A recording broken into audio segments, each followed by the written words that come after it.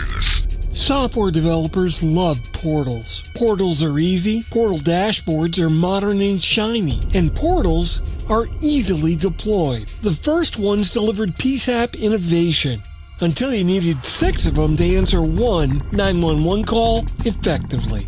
Let's step back and solve the right problem. Today's PSAP isn't short on data, it's literally drowning in it. Call takers have CAD portals, mapping portals, ALPR portals, body cam portals, building data portals, IoT portals, vendor-specific portal number 17, and then at some point, situational awareness turns into situational chaos. Today we're going to talk about the portal problem, why it's getting worse, how portals have quietly become operational liabilities, and why just one more dashboard isn't a long-term strategy. That's coming up next on TiPS, Today in Public Safety. Welcome to TiPS, Today in Public Safety, your go-to podcast for today's breaking stories and public safety news. Here's your host, Fletch, with today's tips. Welcome to TiPS, Today in Public Safety. This is Fletch. I'm a NEMA certified ENP, and every Monday, Wednesday, and Friday, I tackle the most important and sometimes uncomfortable conversations in emergency communications. Now, today's episode is not anti-technology. It's anti-fragmentation, because somewhere along the way, we convinced ourselves that if a system has a portal, the job is done. But in a PSAP, portals don't operate calls. People do, and people don't think in dashboards. Why portals are so tempting. Let's be frank. I'm Lieutenant Frank Drebin, Police Squad.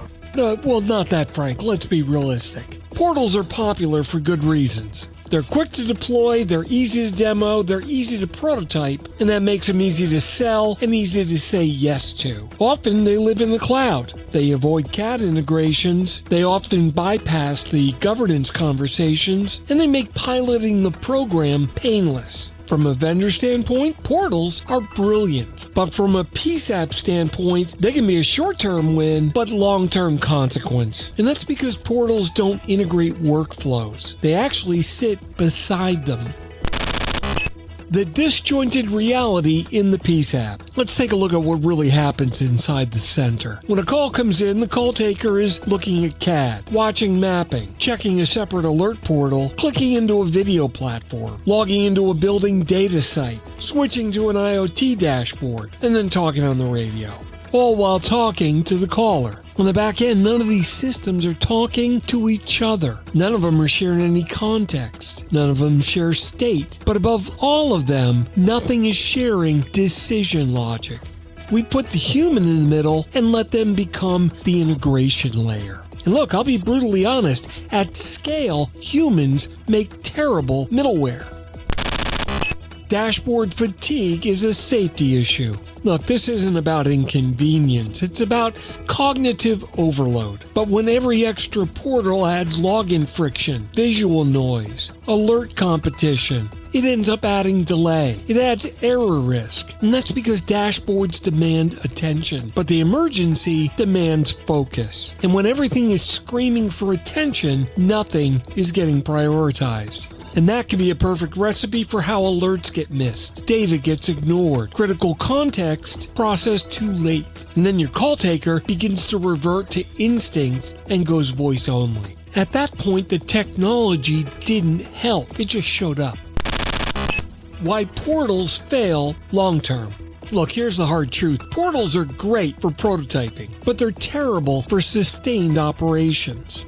That's because a good long-term public safety system requires workflow awareness, role-based delivery, context sharing, and you've got policy enforcement, governance, and auditability. And then all of this needs to be integrated with CAD and call handling. Don't be fooled. A portal doesn't do orchestration. It does presentation. And Next Generation 911 isn't just about showing the data. It's about delivering the right data to the right person at the right time and not making them hunt for it.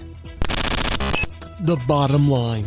Look, the problem isn't really that PSAPs have too many portals. The problem is that portals have become the substitute for architecture.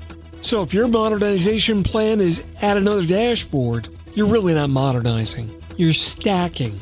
The future isn't really fewer portals, it's less portal-centric thinking. The future is integrated data pipelines. The future is event-driven delivery. The future is context-aware presentation. And the future is a workflow-first design. Because when you're in the middle of a 911 call, no one should be asking, which portal was that in again? That wraps up today's episode of TiPS Today in Public Safety. Thanks so much for listening. I hope we gave you some things to think about in your center. For more updates and insights, remember to follow me on social media at Fletch911. And you can visit 911tips.com for a complete archive of my previous episodes. My blogs are available online at Fletch.tv, and my professional website is at Fletch911.com. Stay safe, thanks so much for listening, and if you're in public safety, thanks for what you do every single day. Stay safe, I'll catch you next time.